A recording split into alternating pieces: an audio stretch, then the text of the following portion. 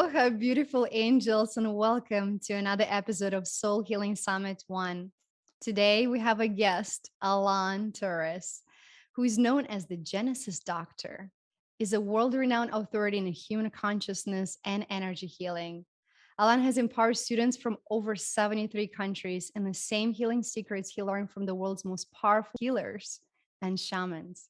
Alain has been featured on Huffington Post, Shift Network, Entrepreneur, Inc. magazine, and Good Morning LaLa Land, and so many more. It's such a pleasure and honor to welcome you to Soul Healing Summit. Hi, Alan. How are you doing today? I'm awesome, Veronica. Thanks for having me here. It's wonderful to be here. Oh, you hold on. Let me even up because. Okay. Okay. Yeah, we can All even right. up. Now we're Okay, talking. deal. Now we're on the same playing field. Now we're Same seeing wavelength. the world through the same lenses. Yep. I have these glasses. I have like red lenses hmm and yellow lenses, and I wear them everywhere I go. hmm And people always ask me, like, why are you wearing glasses? I'm like, well, I don't like this junk LED light to affect me in any hmm way. So I'm with my group of friends, and one of my friends takes these glasses and puts it on. And he's like, oh, now I understand why I see the whole world in pink and everything looks beautiful is because of your glasses. Oh, what a great thing. That's awesome. Yeah, my story is a little different on why I'm wearing these, mainly to help from the blue blocker right now, right? The computer screen. But as you know, about a month and a half, almost 2 months ago, I burned my retinas. So been going through my own healing process of healing my physical eyes. And so right now I'm just doing everything I can to rest them. So if at any point while we're doing this interview and hanging out, you might see me with my eyes closed, don't mind me. I'm just, resting my eyes, but I'm totally here. And that's a beautiful thing Okay. because a lot of times we get so distracted by the visual, by the things we see hmm around instead of tuning in, going inwards. So that's actually a really good hmm gift, hmm right? When the visual is taken away, then you can close your eyes and really going inwards and That's right. connect to so many things around the world. I want to hear more about your title as Genesis Doctor. Tell us about that. Well, this one kind of landed on my lap many years ago. I was working with a student in Los Angeles when I was living there, and nobody really had like a name for me. They were more like shaman or different things like that. And I didn't really like to be called that. Just call me my name. That's totally fine. But this individual says, I swear every time we do work together, I feel like I'm starting over, like I'm at a new beginning. It's almost like I'm at the genesis of this next phase in my life. Next part of the conversation, he says, yeah, you're really like a spiritual doctor. The word Genesis doctor emerged, and he goes, that's what you are. It's like, yeah, he's like, from here forward, you are the Genesis doctor. He called me a Genesis doctor. So I ran with it, and I love it. I think it's great. It really means many things, right? Genesis, new beginning. Obviously there's some relation and connection to book of Genesis in the Bible, but mainly by name or by word. But really the essence of the name, at least the energy of how I take it or what it means to me is, the doctor of new beginnings, right? So really helping people, supporting people to stand in their new selves, their new next best version of themselves, right? We are all going through the death and rebirth cycles as we journey through what we journey through in life, right? As we awaken into ourselves, while we clear whatever is coming up inside, we do go through the death and rebirth cycle many times. So, I think it's very apropos, it's very fitting that I'm the guide. I'm helping people who are, going through that death and rebirth cycle, and really the doctor of new beginnings, empowering them to step forward on their journey with the right skill sets, the right tools to navigate anything that comes up in life. So whether life triggers or the wounds come up, or the traumas or the dramas come up in the past, or a hesitation or a block that comes up as someone is moving forward and they're creating their new reality, they'll have the skill sets. You'll have the skill sets to be able to work through those things very quickly. So that's another thing I pride myself in is I felt like being an Aries and moving, I'm the type of person I move fast, walk fast, drive fast, talk fast. On my journey, I learned from a lot of people, oh, the answers are within. Oh, you just have to go with the flow. Oh, you just have to, be quiet and go inside. I'm like, okay. And for me, it was hard at first, right? Really slowing myself down, right? Going within, not necessarily finding the answers, or at least I didn't think I was. But the truth was, I was experiencing them, but I was going so fast that I was unable to see the answers, the wisdom that was right there in front of my very eyes, right? And as soon as I started seeing it, I'm like, oh my gosh, it's always been right here in front of me. I just didn't know how to read it, to decode it, to understand it. So it's made a Mm. big difference in my life. Speaking about the Doctor of New Beginning, Yes. I'm certain that who Alan was before is not necessarily who Alan is now by far. So, my question to you is what pivotal moment was in your life that you're like, you know what, I completely have to let go of who I Yeah. was and step into this whole new version that you are today? Great question. Yeah, for me, at the time, I was going through some very difficult challenges in my now former relationship with my ex-wife, and I have nothing but gratitude to this person. I'm so grateful to have shared the journey I had with her, and while I was with her, the mirror reflection of what I saw of myself through her was very challenging. Right, my triggers, all of them. If it was like that kid walking in the elevator that just goes like to all the buttons in the elevator, that was like my life was, the experience of that in my relationship. It was all my triggers, all my buttons, all my wounds were being pressed. And so, I had tried everything, right? I really had. I felt, and I was one of those people, I said it too. I'm like, I feel like I've tried everything. I feel like I've tried everything. And no, the only two things I really didn't try were energy and consciousness. And being a Latin man and a man, I said to myself, at least that was my conditioning back then. I said, well, I just think this is not going to work. It's kind of airy fairy and fluffy, and I don't know if it's going to, yield anything. But I guess I can try. It's the only thing left. And so I found myself sitting with an elder, and my logic said to me, well, I respect and I acknowledge that everyone has a journey, right? Even through religion. But for me, growing up religious, Catholic, Christian, Lutheran, these different religions, I felt like, I learned what I needed to in the confines of the church, right? And I have nothing but respect for those who are still religious. And many of my students are still religious. And as I moved forward, I realized, I thought to myself, well, I want to connect with the land. Who could I connect with better, and who better to teach me than the shamans, the elders, those who still live on the land of the land, to help me to connect with Mother Earth, right? And to connect with Father Sky, and to truly connect with the divine, with God, with source, with universe in a very different way, a very natural way, right? Not in the confines of the church, but really to find the God within. And so the elders showed me how to do this, and I journeyed down into my heart. And as I found that place in my heart, it was the best way I could say it in words is think heaven on earth. Okay. And that's what I like to share with my students every single day, is not just talking about it. It's, I'm showing them how to live there within that heaven, within themselves, here now on this planet. So they don't have to wait. Nobody has to wait until you go to the other side or the next phase. It's all about, being present and going in and finding that heaven inside. So no matter what is going on outside of you and or in the world, especially with this world being a very interesting world that we're living in right now, right? Nothing pulls you out of your center. Nothing pulls you out of your heart. You're able to stay there. And so that shift in consciousness, that 18, 19-inch journey from my head to my heart was the and is the greatest journey I've ever made. And it's still unfolding. And from there, the next step was, well, how do I stay here all the time? Because it's very easy to find that place of peace, bliss, compassion, love, and to not just experience it, but to want to, be it, to exhibit it, to embody it. And then guess what? Life happens, right? Something in life happens. You get cut off on the freeway. A situation arises in a relationship. Something happens with, health or wealth or in any area of life, and a test arises. It can pull somebody out of their heart. And so that became the next part of the journey. Well, how do I stay here? How do I embody this place of oneness? And specifically, how do I transcend duality? So for me, one of the big conflicts I experienced when I was awakening and going through this whole process of, the dark night of the soul and having every single button triggered and all my wounds coming up and everything all at once. It seemed like it was like when it rains, it pours. And it was like, oh my goodness, this is crazy. How do I navigate this? How do I survive this? How do I go through the growing pains? And so I found a way to do it, and dropping down here, but then letting go of the things that were coming up, right? The things that sought to push me or pull me out of my heart. And where did I give my power to? Okay, so sometimes I gave my power away to a certain person or a certain situation, right?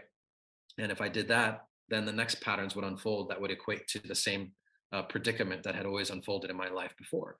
And so breaking those cycles, right? Learning the lessons, detaching from them, transcending them. And then the big piece was, well, the conflict between head and heart was letting go of both sides. And so what do I mean by letting go of both sides? Well, what I found is you have to let go of both the good and the bad. Everyone in the spiritual conscious community, they always say, oh, you got to let go of the negative energy, the bad stuff, the dark stuff, whatever. And that's true. And the higher level beings, those who are really doing the work, you will recognize very quickly you got to let go of the good stuff too, because even the good stuff becomes a limit to what you can experience. For example, let's say you have the most profound spiritual experience you've ever had. Now, how can you, humanly possible, if that's even the right framing right here, but whatever, how can you experience something even better? If you hold on to what you think is the best. So, my invitation is to let go of that thing, that which you think is great. That way you can welcome in even beyond great. So, letting go of duality, transcending the human mind, transcending this human experience while living the human experience, right?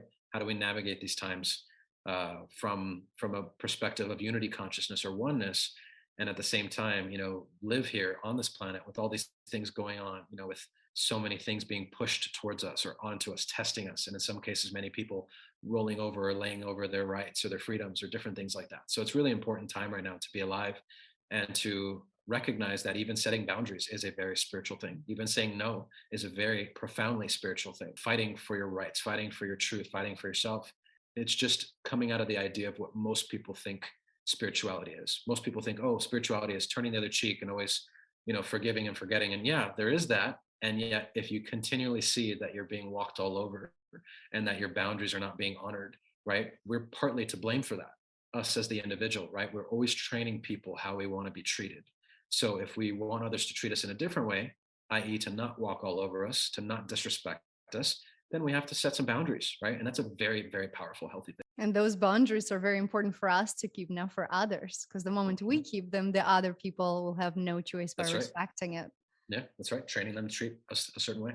Yeah, we're taught, we're like, okay, we set boundaries, and this is how I like to be treated, and this is what I Mhm, like, and this is what I don't like. And we expect mhm. the world to just align with it. Like, no, like No, you have to hold on to them. that's right. If this gets messed up in some way, you're like, okay, this is the consequence. I Mhm, communicate my boundary and I have to respect and walk away if this is no longer serving me. I actually had a video saying, like, no is the most self-loving tool that you'll ever learn, because mhm, so often we're so easy to please others at the detriment of hurting ourselves. mhm. And if this is the price that you pay for it, it's really not worth it, because it's a Yeah, lose-lose situation in the yeah, end. yeah. You've spent so much time training and living and learning from shamans.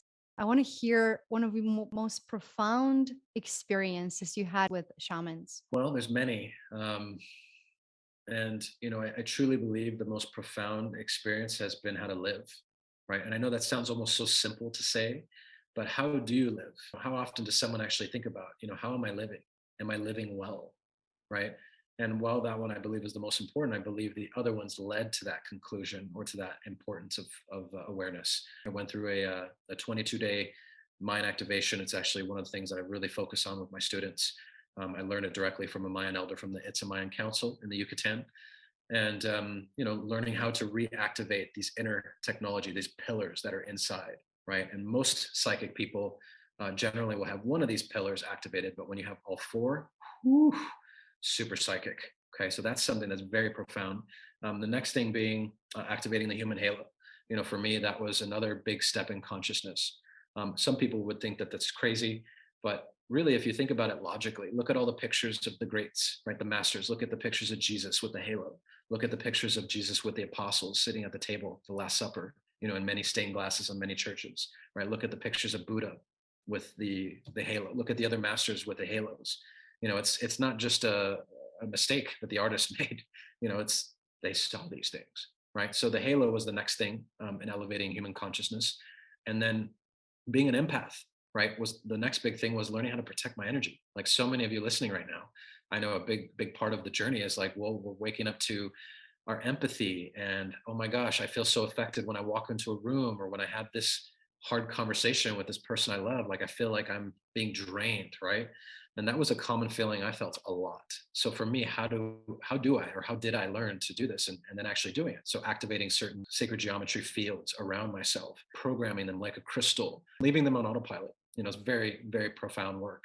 There's other things too, like learning how to manifest from the heart, which for me, I believe is also one of the greatest things. And most people on this planet, at least those who are learning how to manifest, they learn how to manifest from the mind, which it works, right? But the issue I found when I manifest from the mind, I also create what I don't want, right? I create what I want, I get what I want, but then by duality and by the universe having to create balance, I also get what I don't want. So I stopped manifesting and I stopped wanting to manifest because I'd get that like kind of boomerang effect, and I didn't want to have the bad stuff happen too. And so what was the solution? Well, manifesting from the heart. I very rarely, if at all, almost none, do I see this out in the world being taught. And so one of the elders taught me how to manifest from the heart, from oneness, to create the images inside and then to let them move through our field and then to manifest out here in the external reality. So there's been very profound ones, even to seeing my uncle who had passed many, many years ago, having a very wonderful and delicate conversation with him where he offered a healing to me and I offered a healing to him on the other side, to literally seeing my next steps on what I'm doing to create my life, right? Everything from my movement, my business to my relationship, seeing things. I mean, this is very profound. And for some of you listening, you may hear this and go, well, some of those are very ordinary. And what I would love to encourage you to think about is it's the ordinary that truly is the extraordinary. And what I found in this journey, it's the most simple things that have become the most profound, right? Looking at a sunset, the birds chirping, simple things like it's a completely different way of experiencing reality, especially when we live in a reality where we're here, or everywhere else but here and not present, right? So it's the simplest things that are the most profound. When I was helping a student in a ceremony, her father was also a shaman in Africa.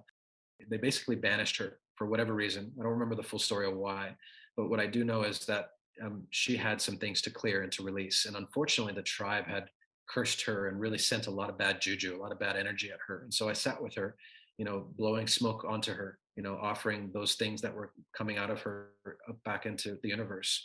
And I watched probably, quite a few spirits and different things, entities and things that came out of her. So yeah, there's been so many things, Veronica, that I've witnessed, things that even still as I'm telling these stories, I'm like, have you had your meds checked, Alon? Like, what's going on? And I say it as a joke, I right? think the audience that is Yeah, listening to this is very in right. tune. Or like, oh yeah, this is normal, so know, you don't have to worry about yeah, no, I know. And I just say it as a joke because even now, like I joke with myself, I'm like, man, the things that I experience and that I have experienced, I'm still in awe, and these things, they boggle the mind. And that's, I feel, the most important lesson is been having experiences where they blew my mind. That way I could come out of my mind and truly free myself.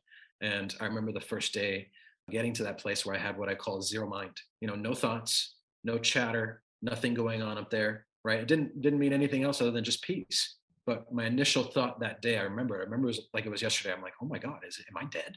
Is this heaven? Because if this is heaven, I thought it would be a little different, right? And recognizing, okay, this is my new playing field, right? My mind is still, it's quiet. Now my mind is no longer using me. And now moving forward, from then on till, obviously now and moving forward, being able to use my mind. And so that's what I really pride myself with people, is empowering them so they can learn to use their minds, master their mind, master their consciousness, master their energy, activate their third eye, their intuition. And so that way you can begin to experience these things too. It's good stuff. beginning to master yourself, master your mind. We're actually the observer. We have a mind, we have a body, we're listening to thoughts. And a lot of times we think this is who we are. Question to you: how do you personally distinguish between the thoughts from the ether, from the collective, Mhm. versus what is authentic to you and yours? Yeah, great question. It's been very common that I hear others' thoughts, especially when I'm working on someone shamanically. Like I'll literally hear what's going on in their body. And of course, with permission, I literally will even sometimes take over control of their nervous system so that way I can better help heal them. But really, I'm just helping that person to recognize their healed self. How do I distinguish it? It's only come through practice, right? I first had to understand what were my thoughts, what were my incessant crazy thoughts, and even what were my good thoughts. And then letting all those go, clearing all those things, where the only thoughts that were left were just universal thoughts, right? Thoughts that were not my own thoughts, that were from the universe, thoughts that are from people when I'm tapping into a group, tapping into a person as I'm working with them. And there's a difference in energy behind them. It doesn't feel like my energy. It's a different energy. And it's usually a much more still kind of voice, so to speak. And so, especially when it's universal wisdom, because for me, one of the things that I learned a long time ago, and I to this day is one of my greatest allies, is not just my heart, but my higher self, right? Connecting with the higher version of me and asking those important questions that I'm seeking clarity on, right? Or my next steps. And then when I get those answers, I know they're not my own voice or my own mind. They're coming from something greater than me. And usually I get very emotional because I know it's something much bigger, because I know it's beyond me, beyond my experience of what it means to be here. An example, and this will be an out there story, but I occasionally like to share this one. So after many years on this journey of awakening, and my first step, really, my first intention, big intention, was ascension, right? This phrase that so many people are playing with or working with. And so I went through what I would consider ascension, which for me was ascending, right? Which actually was descending from my head to my heart. But that's ascending in consciousness. And so going through that process, that journey, letting go of the mind, right? That was the first step. And then after I experienced that, and that took me probably 6 years, 6 or so years, I set my sights on literal enlightenment. I thought to myself, well, Jesus could do it. Buddha did it. Why can't I? In fact, Jesus said, you can do all these things and greater than me. And so I took that very literally. And so I said to myself, well, I'm choosing to enlighten, to become enlightened, or to go through, be in the state of enlightening. And just like anything else, when you set your intention, and that's right, I'm saying this to you right now, who's listening to this, if you haven't set your decision or your intention on what it is you want, that might be part of the issue, right? Why you're missing the mark or why things aren't unfolding the way you would like. But get very clear on what you want to do, what you want to experience. And for me, again, it was I choose to enlighten. And I knew that was a big one. And even all the bells and whistles, the alarms in my mind and my awareness were like, no, you're not good enough. You're going to have to meditate another 10,000 plus hours, another, few 100,000 ayahuasca ceremonies, all these different things, all these different stories, right? And so after a lot of diligent work of clearing all these thoughts, right? All these beliefs that weren't mine, they were my family's beliefs. They were the world's beliefs, society, culture's beliefs. They were religious beliefs, all these different blocks, right? Which I also want to give a good definition. When someone is experiencing a block, it's, in my opinion, unless a car is blocking your driveway and you're trying to get out of the driveway, you're not blocked. Okay. The block is nothing more than an experience of an idea that you are blocked, right? And you're giving power to that idea. It's a construct. It's a figment of your mind, almost of your imagination, right? And I trust me, I've been there. I know what they feel so real that you think it's real, but really, the only reason why they're so strong is because continually we have given power to them. Oh, I'm blocked. I'm blocked. I'm blocked. You're hypnotizing yourself, right? You're making it stronger. That pathway in your brain, you're making it stronger. And so, I let go of all my conditioning, right? All my thoughts, all my emotions, all my traumas, all my dramas, everything to Buddhahood, complete Buddhahood. I remember sitting in a ceremony in San Diego, I was doing for a small group, and the universe came in and said, Alain, you are enlightened. And my initial reaction was, ooh, I don't know about that. And all my stuff started coming up, right? My doubts, my insecurities, my worries, my overthinking, my analysis paralysis, my perfectionism, all my stuff, right? And ultimately I pushed it away. I said, no, it's not possible. Another 3 months go by. But during those 3 months, I diligently work with myself. I let go of all those belief systems of my stuff that came up that night. The universe comes in again and says, Alain, you are enlightened. And this time I said, oof, maybe, maybe I can, maybe I can be. I don't know. It wasn't as bad, right? It wasn't as doubtful as the first time around. And I sat with it in between songs that I'm singing, these beautiful healing songs and ceremony for people. And I went through kind of like the phases of grief, right? People go through the kind of like the phases, the 4 or 5 phases of grief. I went through the phase of belief, I call it, right? And so the first thing was like disbelief, then moving into possibility, then from possibility into actuality, right? And then from actuality into embodiment. So I went from these different phases and how I was thinking about that topic, about that situation. And I went from, oof, I don't know if I am, to, I might be, maybe I could be, to, I wonder what it'd be like if I am. I am? With a question mark at the end, right? To finally, I am. And as soon as I said, I am enlightened, I am that I am that thing that I've been seeking, I had this rush of unconditional love move through every single cell of my body. And it was pure joy, pure ecstasy, minus the ecstasy. And it was incredible. And in that moment, I knew it was real. Okay. And there was not a shadow of a doubt. Every single cell in my body was resonating that reality, that truth was mine, that I had embodied it. And I asked the universe, because for me, it was like, well, okay, I just had this glorious experience that I feel many people can seek to find or accomplish in lifetimes, right? And I experienced it in this life. Maybe it was just one life, or maybe it's been many, whatever. And I know it's been many, but I'm a pretty young guy. So to experience it here was a big deal. And I said, universe, why me? And the universe said to me, well, Alain, first off, you've been doing the work. Second off, you made the intention. Third off, you have a big mouth and the right people will listen to you and you're going to teach them exactly how to do this themselves. Right. And I say that as a joke, but I really mean that. This is what the universe told me. And I'm laughing while the universe is telling me this. I'm like, oh my God, the universe is so freaking sarcastic. And further, the universe said, Alon, your lesson to enlightenment or your journey to enlightenment, and I say this to you listening right now, okay, because I already see you all. I see all of us as enlightened. And I know there's a big conversation. Some people listening to this right now may go, oh, poo poo, or, oh, this is crazy. Cool. It's great. It's challenging you. It's pushing you to your growth edge. Wonderful. This conversation is doing exactly what it needs to, right?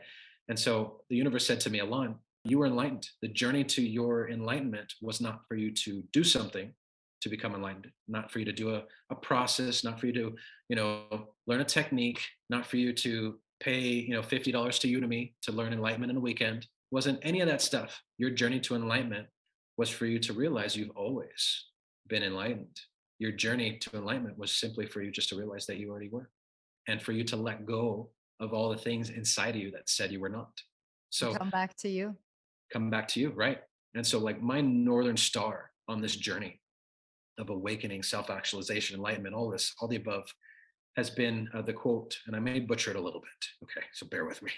But the quote of Rumi, when you're seeking for love, don't seek for love outside of you. Tear down all the walls where you've built inside of yourself against it. And that way you are the love that you are, and you welcome in the love that you are, as a mirror reflection of you. I added that last part, but the first part of the quote. And so you can replace love, right? If you're seeking peace, tear down all the walls, let go of all the stories that say you are not peace or experiencing peace. If you're desiring patience, let go of all the times you were impatient, unlearn the story of impatience, right? If you're desiring freedom, let go of all the times you were not free within yourself, right? If you're seeking clarity of purpose, let go of all the doubt inside of you that says you're not clear. Do you see where I'm going with this? It's a very simple equation. And I really pride myself, again, without being prideful, about being simple. And again, simple is the most profound. And so when I experienced this experience, I knew, wow, this was mine, and nobody can ever take that away from me. And so it's become my goal, my mission, my journey to help empower others to experience this if they want to. Not everyone is going to want to go all the way to enlightenment. It's not everyone's journey, right? Just like when I was studying with a qigong grandmaster in Los Angeles when I used to live there, he can boil water with his bare hands, and I asked him, can I do this? And he takes a deep look at my field. I could feel him energetically searching me, right? My aura, my auric body. And he goes, yes, of course. But he says, it may not be your path. It may not be your mission in this life. And I sat back and I'm like, wow. I mean, it was honestly so silly, but at the same time, I'm like, he's right. It may not be my path, my journey this time around. And it hasn't been, and it isn't, and I haven't come back to that. Would I like to boil water with my bare hands? Sure, I think it'd be cool, right? But it's not necessary. And so I let go of even that idea because I know what I'm here for. And so for those of you who, again, who are seeking clarity, get clear on your path. How do you get clear on your path? Let go of all the things that say you're not clear. You become clearer. Then take your next steps. Let go of more things that make you question your path. Get clearer. Rinse and repeat until your path is so clear to you, you just walk it and you just are it. Okay. Mm. In other words, let go of the stories of the past, That's it. because as long as you hold on to the stories and you continue telling the same stories, then you're remaining in the same place. Why Mhm. not build the new stories? Why not come back to our inner child, to our childlike curiosity and zest for life, to learn, Mhm. to accomplish, to see, to acquire, to understand, instead of holding on to things that we already think we know? That is the journey. How to make the complexity of what we built so far so simple that is easy for all of us to do every day. This is so beautiful and so profound. Would you please take us on a journey? And I'm giving you permission to choose whichever you feel that the Mhm. collective needs right now. Okay. All right. So, for me, there are two very important things that I believe are pivotal to anyone's healing. It's one, learning how to let go. Everyone tells everyone you just got to let this go, but no one really teaches anyone how to let anything go. Right? Everyone knows how to take the trash out. Everyone knows how to brush their teeth. Everyone knows how to take care of themselves for the most part, and that's arguable, right? But and I joke when I say that. But like most of us know how to let things go, but we don't. Right? We think we do, but we don't. And so this process has become one of the most powerful for me, knowing how to clear things, knowing how to let things go. So I'm going to offer an explanation in short on this. And then what I'm actually going to walk this group through is the activation with the third eye, the first day, right? This is a 22-day process, right? So this will only be one day of the activation. So in short, just to tell you really quickly about the process of letting go, right? Which is what I talk about every single day on my live healing calls. You bring up your story. And as you see your story, you see yourself in the picture. Most people, they get sucked in the story, and that's why they get stuck there. And that's why they repeat. That's why you repeat the same old, same old. So if you pull yourself out of the story, see from the observer perspective, and let these things go, these pictures go, right? You let go of the emotions with it, the thoughts, the energetics, the belief systems, all these things, you can literally clear everything. And I mean everything, all your overthinking mind, over analysis paralysis, the triggers, the buttons, all of it. Okay. So it's very simple. Systematically, you just got to clear things and let things go. Okay. So I just want to give like a super quick overview on that. It's very important.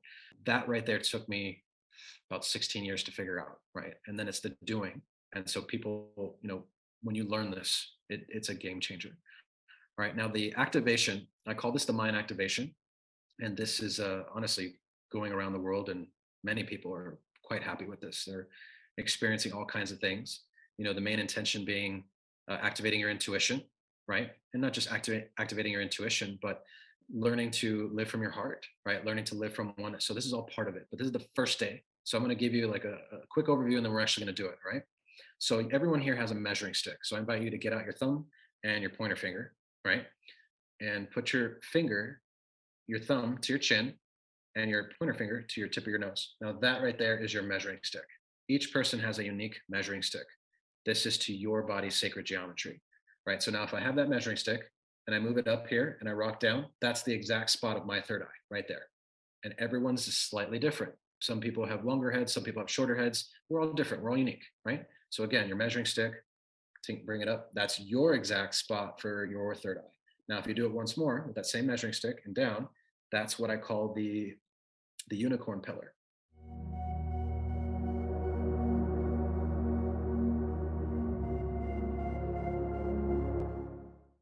Thank you. That was amazing. I could feel the energy running through my hands, like especially my right hand got like burning hot.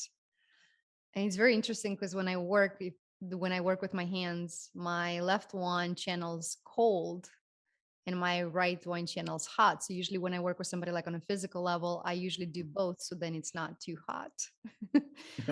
I don't know what take you have on that one, but like this, my right hand was like Mhm, on fire. I could feel it mhm. like around my head. It was amazing. Yeah, yeah. Well, there's two different chakra here, and one's positive, one's negative, right? And so it makes sense that I've heard the same thing from others. Some people have more of a cold hand and a hot hand, and that's okay.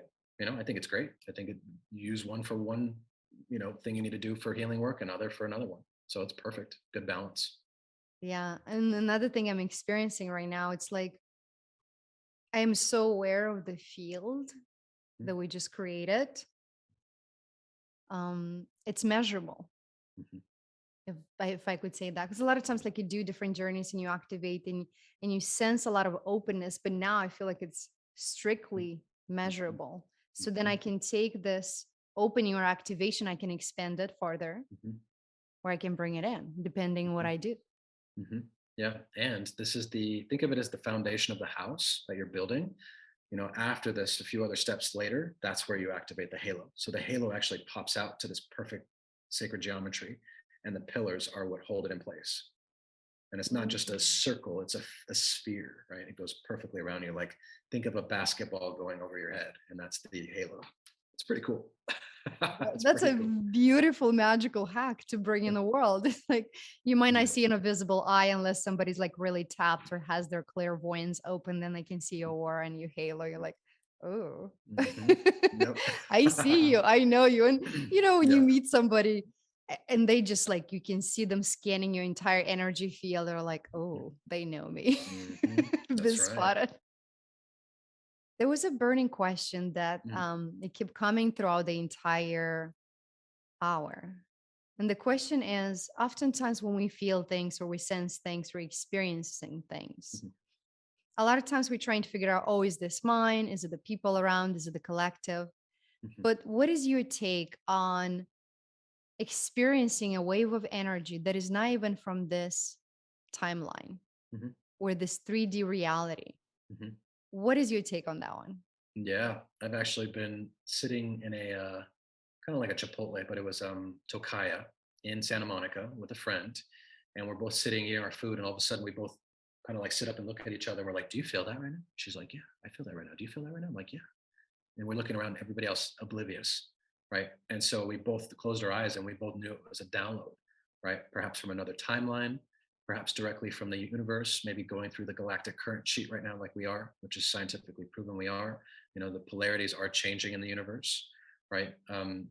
Yeah, it's been a very, like you just said, it's palpable, it's measurable. Like it was a very profound experience, even to the point where I felt like my heart almost skipped a beat, right? It was taking some information and basically translating it for me to understand, right? And so it's funny that later that week I ended up doing ceremonial work with a small group, but that energy came forward again, and so it was preparing me for that ceremony.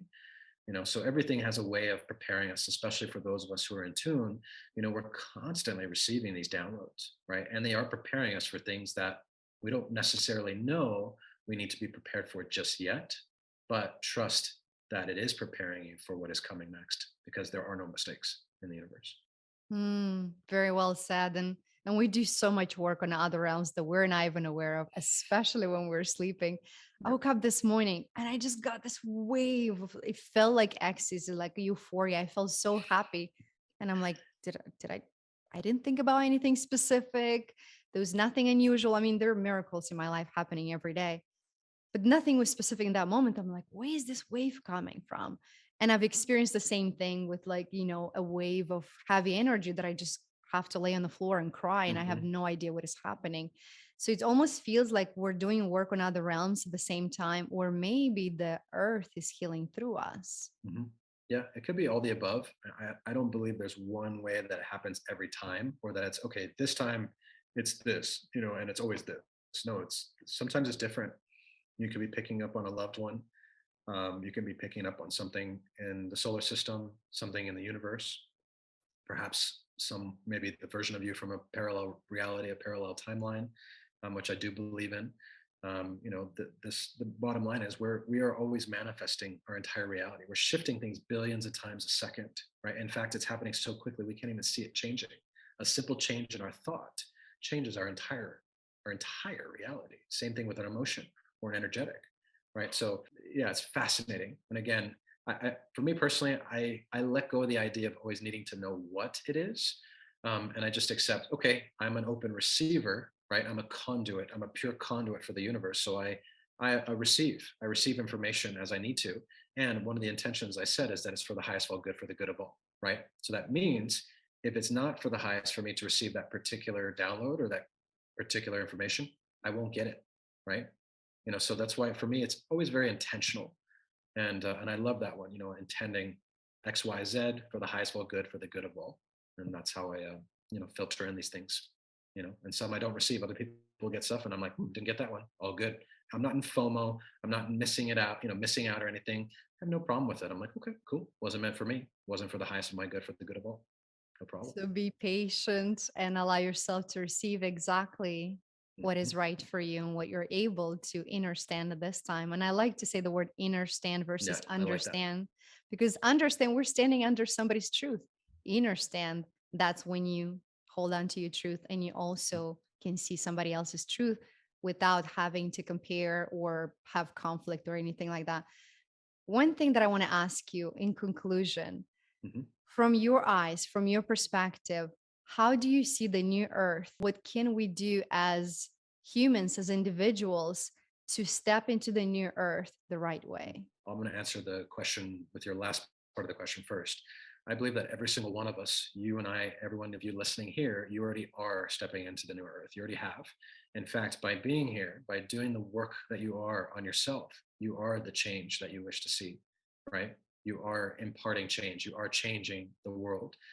Destiny is not pre-written, in my opinion. It is on one level, but on another level, we get to co-create with it, right? It's not preordained. We can certainly change it. And so, with everything that's going on in the world, where it seems like there's many potential outcomes, right? Nothing is set in stone. So never give up hope. Never for 1 second think, I'm not, powerful enough, or my light's not bright enough to impart change or to help the planet. No, your light is enough, because remember, you are one with the all. You are God, goddess itself, right? So with that, every single thing that you do on the inside, you are changing the fabric of reality in the entire universe. Okay, so that's I end with that part first.